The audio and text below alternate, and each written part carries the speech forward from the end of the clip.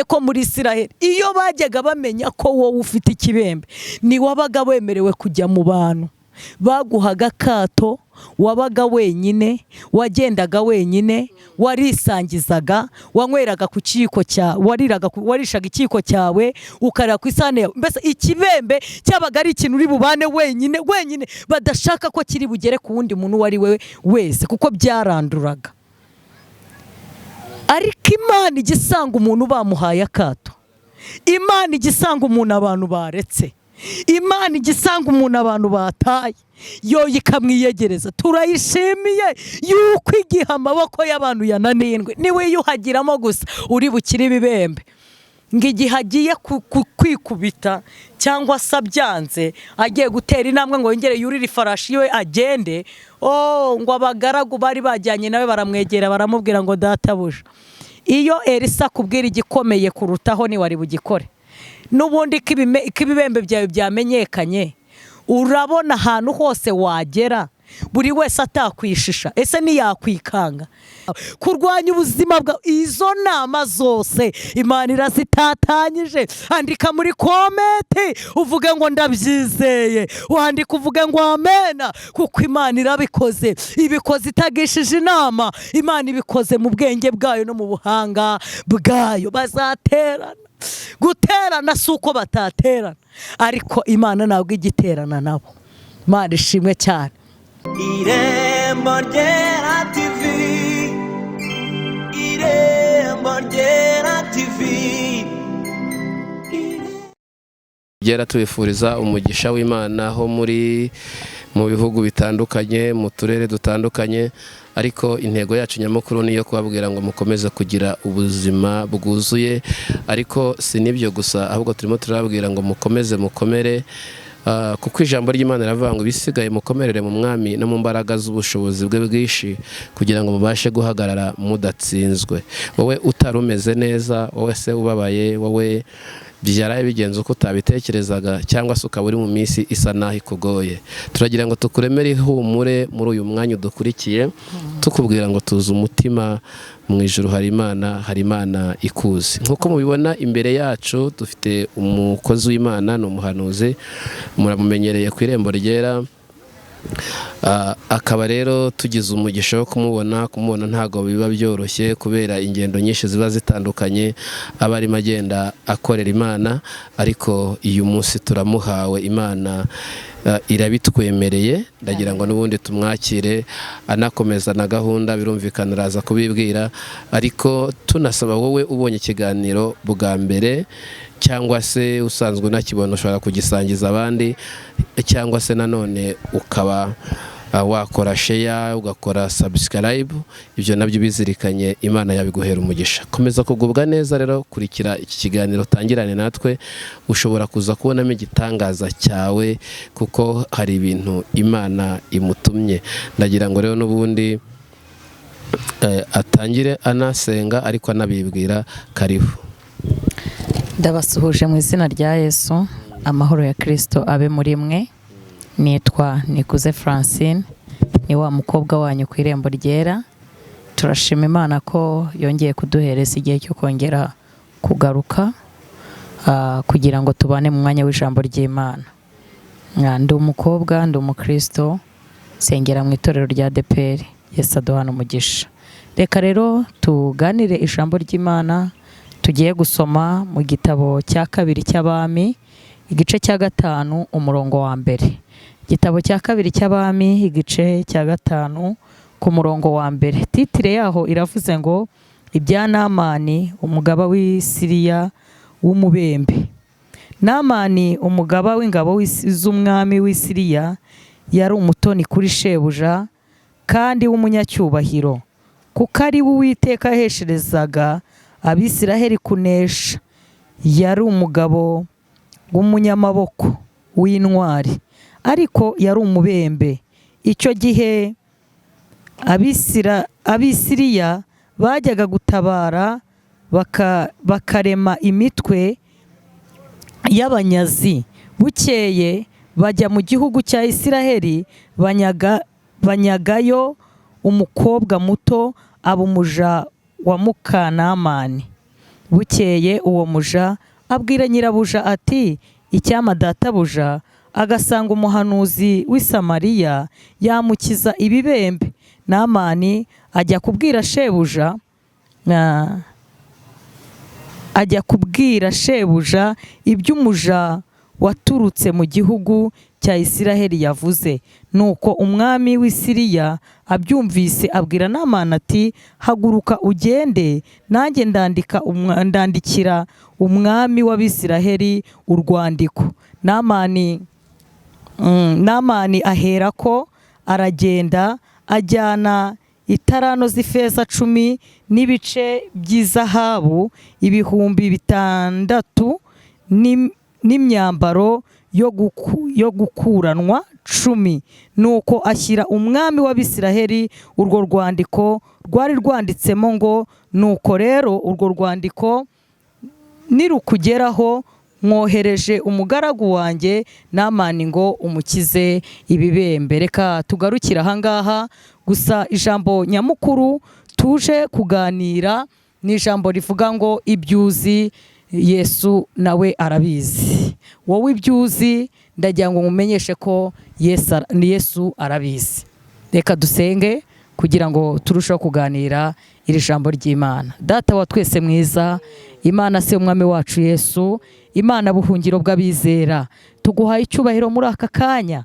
Turagushimiye ko turiho, turagushimiye ko turi bazima, tugushimiye kubw'ababyeyi warinze, abasore, abakobwa, abapapa, warakoze mwami, waraturinze. Umuririmbyi yaravuze ngo twongeye guhura cyangwa se kubonana tutishwe n'ibyaha. Warakoze, tuguhaye icyubahiro. Muri uyu mwanya rero tugiye kuganira ijambo ryawe, turagusabye kugira ngo duhe ubusobanuro bukwiriye, umwuka wera abe muri twebwe atuyobore ku cyo tugomba kuvuga, kugira ngo buri wese agende yumva icyo umwuka agambiriye ko yumva. Urakoze mwami Yesu, ngakomeza gushyigikira umuntu wese ugiye gufungura iyi video. Icyubahiro kibi cyawe, amen. Bibiliya itubwiye ku mugabo witwa Namani, ndetse ivuze ko yari umugabo w'umunyacyubahiro. Kabiri ngo ari umugabo w'intwari, gatatu yari umugabo w'umunyamaboko. Bibiliya isobanuye kuri Namani, ivuze ko ari we Uwiteka ajyaga ahesherezaho kunesha mu Bisiraheli. Biravuze ngo yari umugabo ukomeye cyane. Buriya ni abantu bakeya Bibiliya ijya igeraho igashyiraho akantu kavuga ngo ni umunyacyubahiro, ni umunyamaboko, ni umutunzi. Uzasanga ari abantu bakeya bagiye bandika iryo zina mu butunzi, mu cyubahiro, mu mbaraga zabo ni bakeya. Imana ishimwe cyane. Kandi no muri ubu buzima bwacu busanzwe, kugira ngo uzabone umuntu witirirwa ahantu runaka, biterwa n'ibikorwa aba yarakoze, bikubaka izina ryiwe rikamenyekana. Ntabwo ari buri wese upfa kubaka izina ngo ryubakike ku rwego buri wese amumenya, ku rwego buri wese amwirahira, ku rwego buri wese amuvuga ahantu hose bitewe n'ibikorwa byiwe byiza. Namani rero we, uyu mugaba w'ingabo z'i Siriya, yari afite ibikorwa byiza, kuko ngo yajyaga arwana, mu kurwana kwiwe ngo agatabarukana intsinzi. Igihe cyose yajyaga atangiza urugamba, cyangwa se we n'ingabo yarayoboye bagiye kurwana ahantu, bagiye kubohoza ahantu runaka, ngo bajyaga bagenda bakagaruka ari uko ahantu bagiye kubohoza bahabonye, ubundi bagataha baririmba intsinzi. Uyu mugabo urumva ko ibikorwa bye byari byiza. Buri umuntu yitwa intwari kuko hari ibigwari, kandi umuntu yitwa intwari bitewe n'ibikorwa byiza agenda akora uko bwije n'uko bukeye. Ariko ngo uyu Namani igihe kimwe ngo bagiye kurwana, baragenda ndetse ngo bagiye no kunyaga, ngo bagera mu gihugu cya Isiraheli. Bageze aha muri Isiraheli ngo baza kuhabona agakobwa, ngo mu bintu banyaze baza gukuramo akana k'agakobwa, ngo barakajyana bakagira umuja cyangwa se umukozi wa Namani.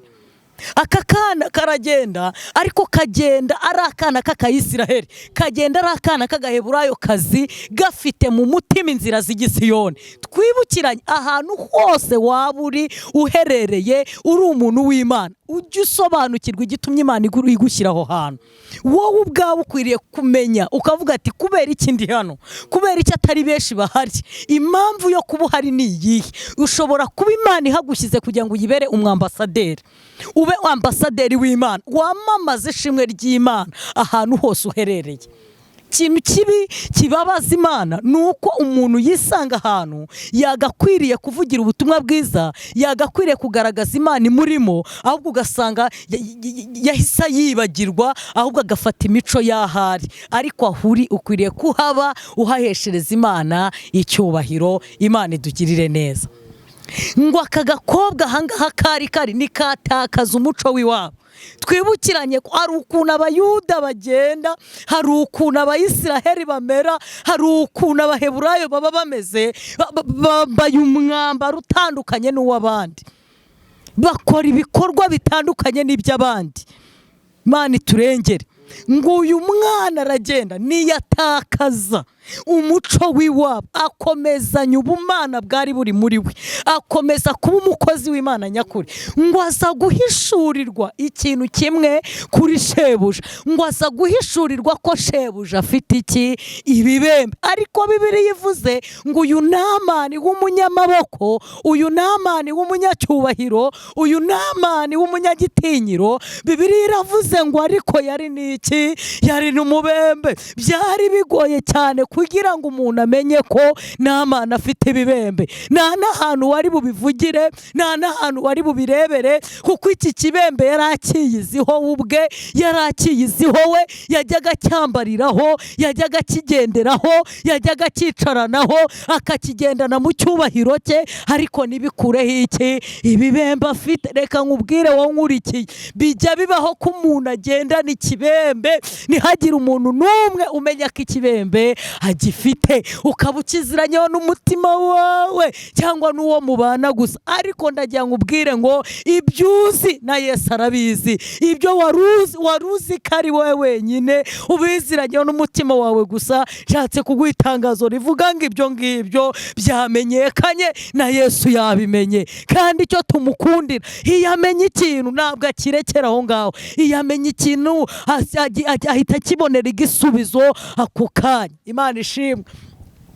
Ngo iki kibembe Namani yari agifite, akimaranye igihe. Jya nibaza yakicaranaga mu modoka, jya nibaza yajyaga umuntu wese mu rwego arimo akeneye iki? Umuhanuzi. Nubwo uyu munsi izina rya gihanuzi hari abantu baryangije bakaritera ibyasha, ariko nshatse kukubwira ngo hari 7,000 bitarapfukamira Bayali.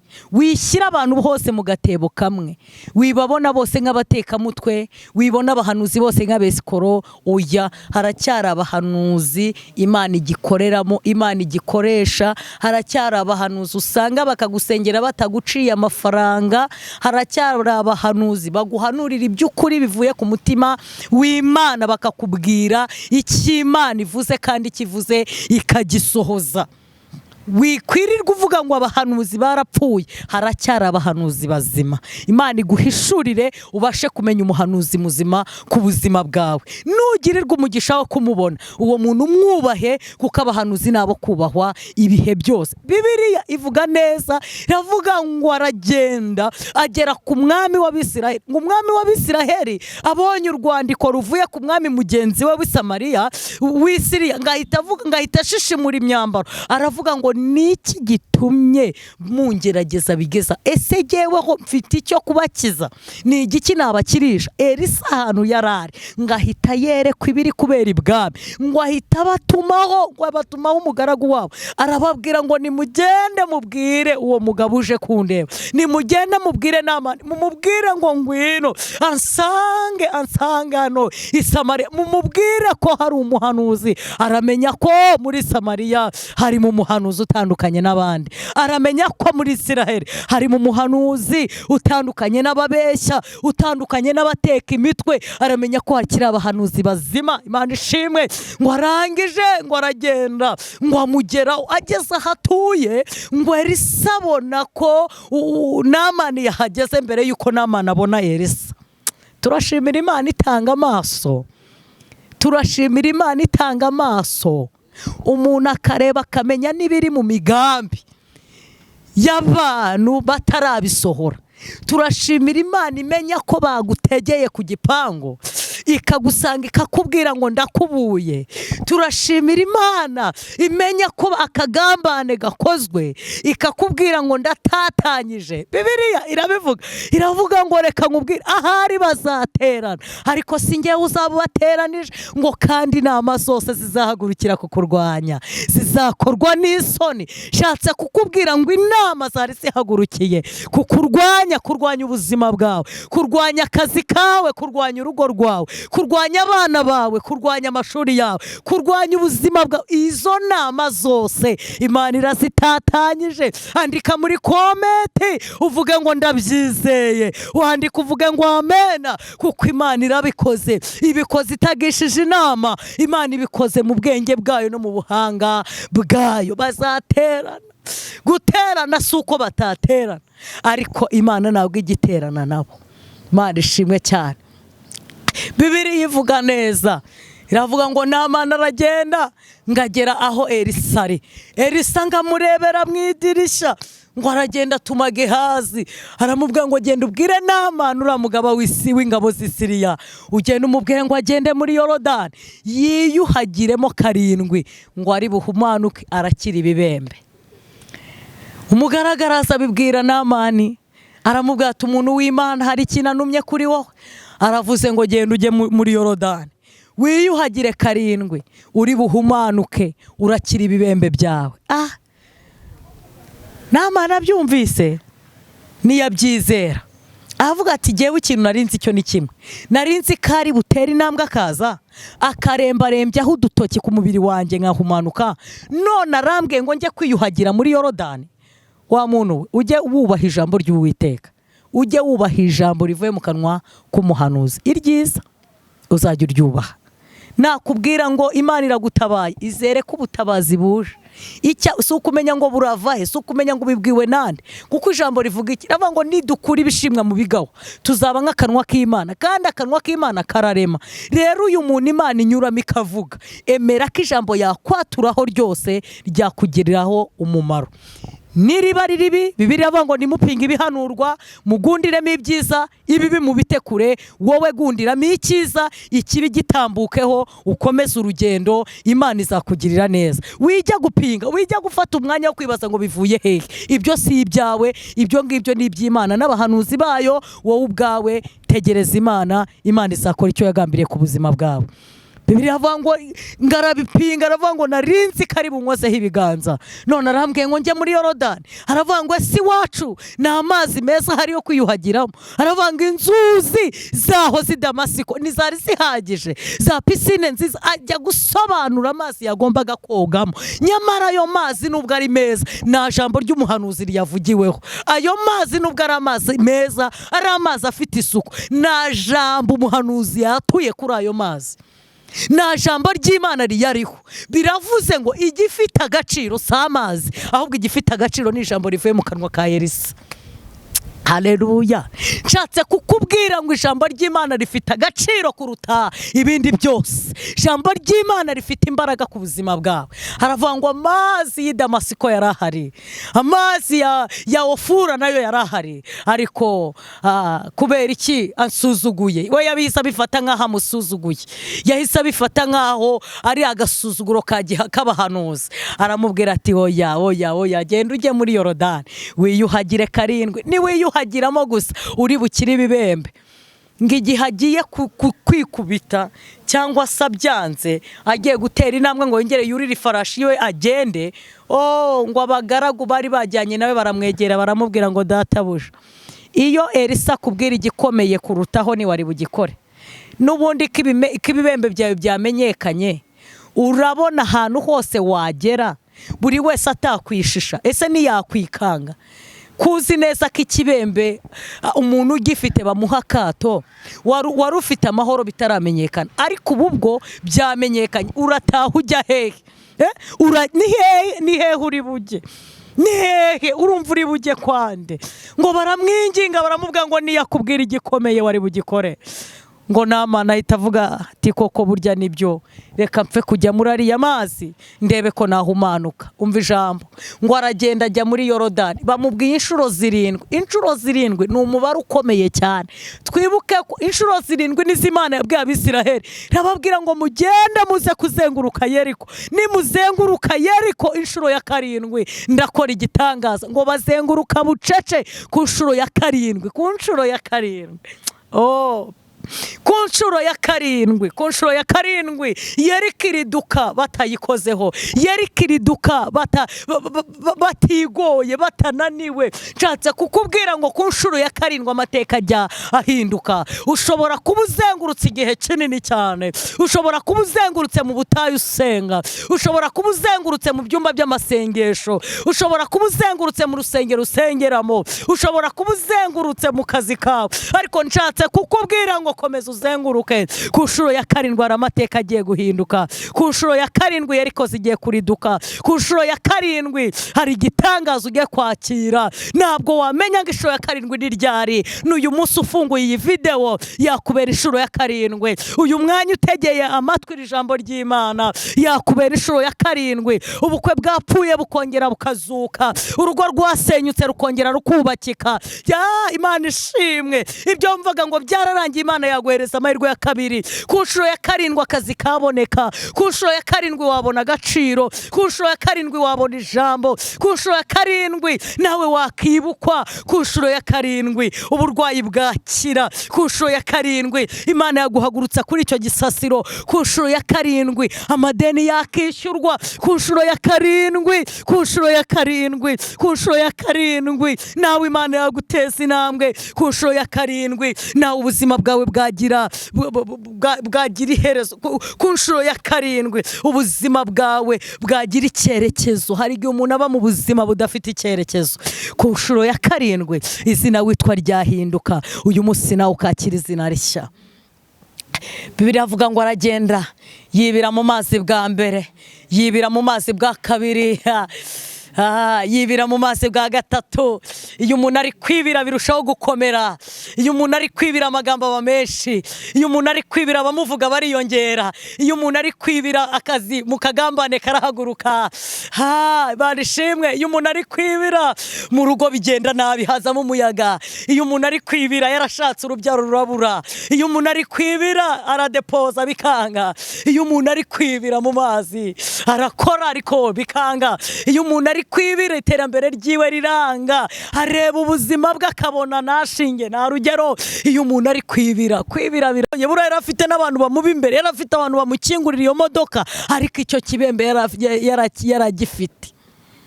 Ubu hari umuntu twaganira cyangwa se wakumva iki kiganiro agahita yibuka ko yicaye mu modoka ye yiguriye, ariko akaba yicaranyemo agahinda kenda kumumena umutima.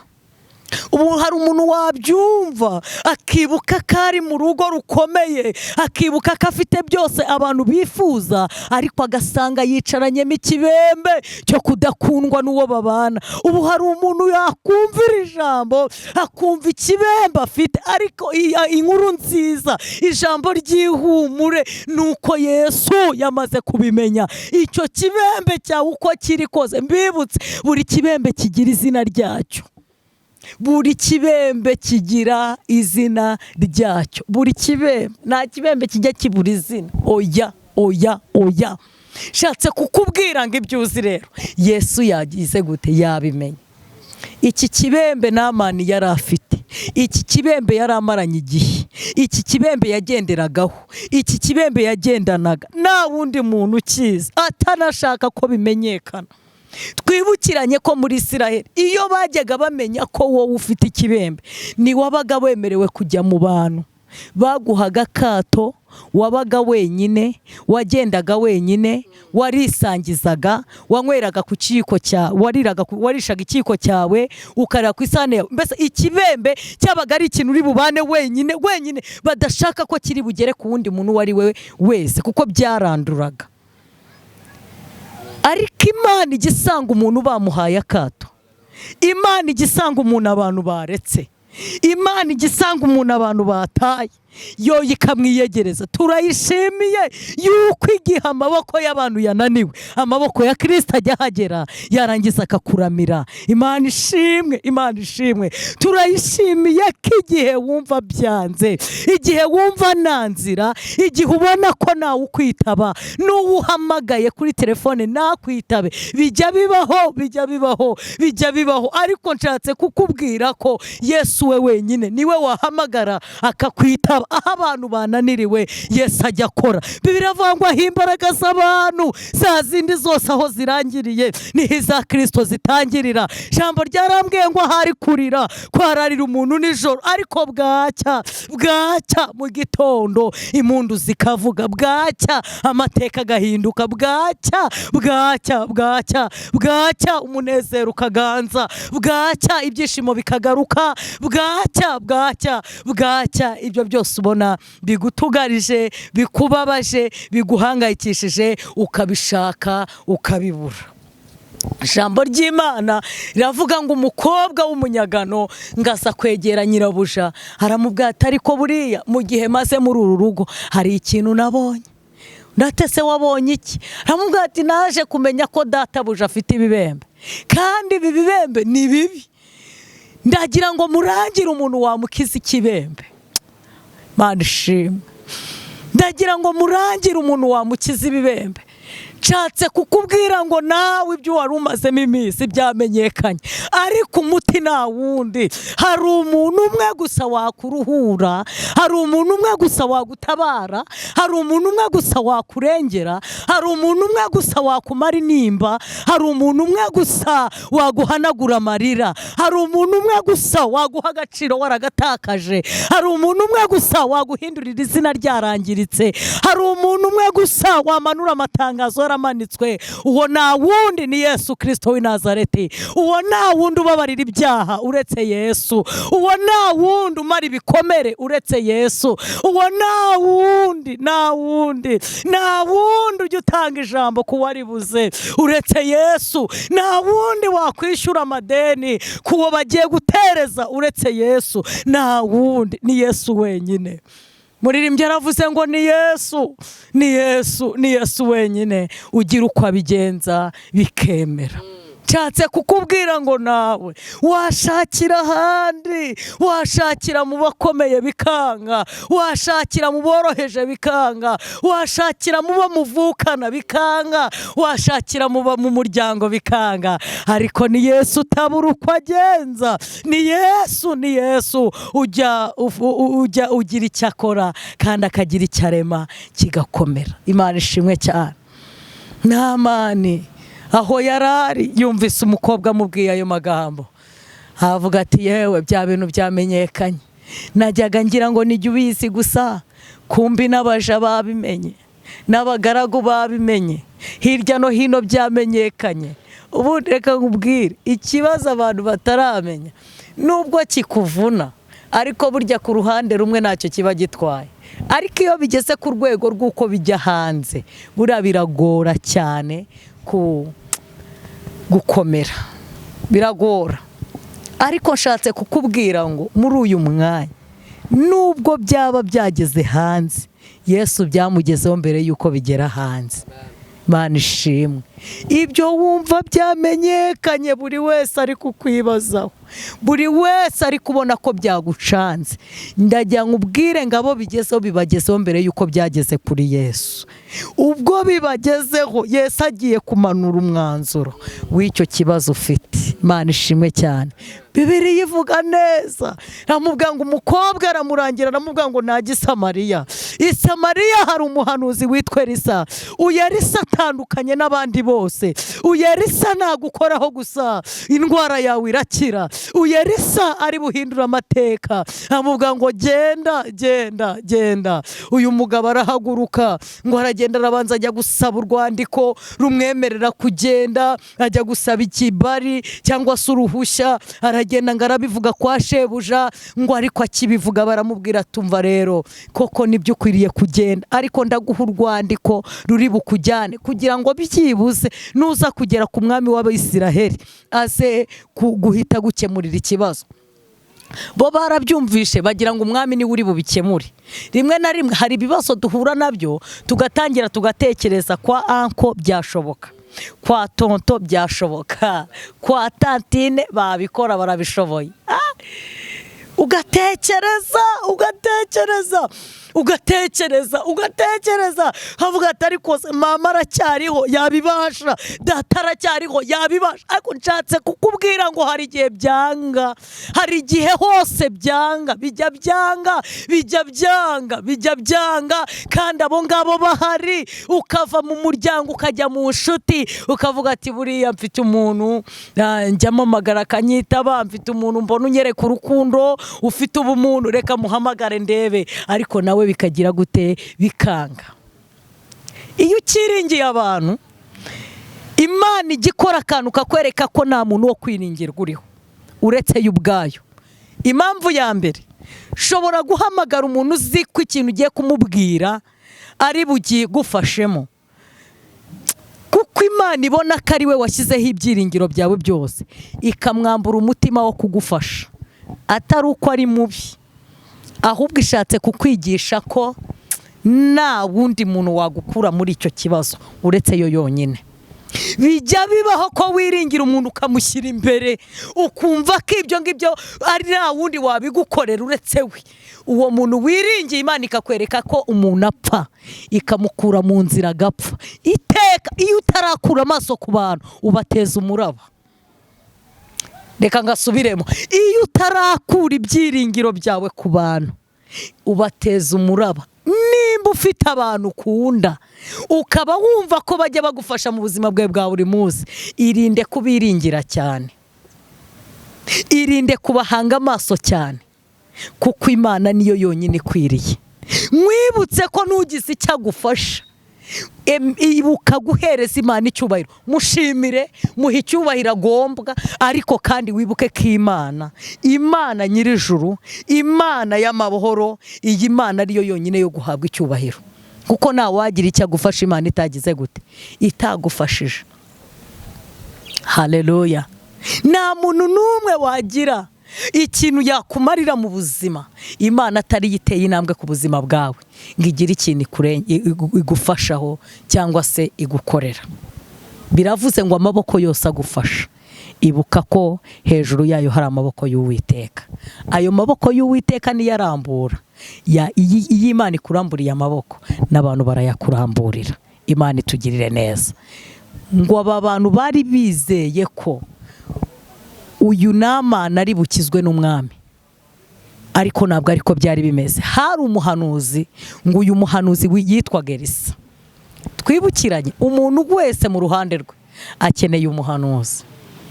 Uko byagenda kose, uko byamera kose, nta muntu udakenera umuhanuzi. Uba ukomeye ube woroheje, ukeneye umuhanuzi. Kwibira mu mazi biravuna, kwibira ku nshuro ya 4 biranuka. Ku nshuro ya 4 umuntu arakubwira ngo uzimarira iki. Ku nshuro ya 4 umuntu arareba akabona ntacyo uzigezaho. Ku nshuro ya 5 bigakomeza bigakomera. Ku nshuro ya 6 bikanga. Ku nshuro ya 6 induru zikaba nyinshi. Kuri iyi nshuro ya 6 abarozi barahaguruka, abanyeshyari bagahaguruka. Ubwo ni abarozi na bagenzi babo. Ku nshuro ya 6 nshatse kukubwira ngo urareba ukabona imbere yawe ni imisozi, no hirya no hino ni imisozi, ahantu hose. Wareba inyuma ukahabona ibiteye ubwoba byinshi, ukabona uhagaze hagati, ukibaza ukavuga ati ese ndava he nderekeza he? Bikagucanga bikakuyobera. Iyo ngiyo ni inshuro ya 6. Nshatse kukubwira ngo iyo unaniwe ku nshuro ya 6 uba wishe byinshi. Iyo unaniwe, gutsindwa kwawe nibitume urekeraho gukora, kudatera imbere kwawe nibitume urekeraho. Nakubwira ngo komeza courage, komeza urwane. Nyamara ku nshuro ya 7 amateka agiye guhinduka. Bibiliya ivuga neza, iravuga ngo ku nshuro ya 7 yuburutse mu mazi, akiva mu mazi, ngo ako kanya umubiri wiwe umera nk'uw'umwana mutoya. Imana ishimwe ngo ibibembe bye byose bikurwaho. Uyu munsi nguhaye itangazo rivuga ngo hari ikibembe Imana ikuye ku buzima bwawe. Hari ikibembe Imana ikuye ku buzima bwawe. Nababwiye ngo buri kibembe kigira izina. Wowe uzi izina ry'ikibembe ufite. Uzi ikibembe ufite uko cyitwa. Nimba ari ubushomeri, nimba ari bya bindi byose tutavuga. Urabizi nawe ni ukurambagizwa bikanga, ni ukuba ubona bigiye kugera kuri finali bika. Wakoreye perimi igihe kirekire ariko uhora utsindwa. Ujya mu kizamini cy'akazi ugataha wowe batakukize mu bazakora ugatsindwa. Ariko ku nshuro ya 7 uyu munsi ugiye kubona intsinzi. Uyu munsi ugiye kubona igitangaza. Uyu munsi ugiye guhindurirwa amateka. Ku nshuro ya 7, ku nshuro ya 7 ku buzima bwawe ugiye kwakira umugisha. Haleluya! Ku nshuro ya 7 hari umugisha ugiye kwakira. Ku nshuro ya 7 hari amateka agiye guhinduka. Imana ibaha umugisha. Reka tubasengere. Ukeneye kumamagara cyangwa se ko nagusengera, wakwandika nimero yanjye 078 79 88 552. Nimero yanjye 078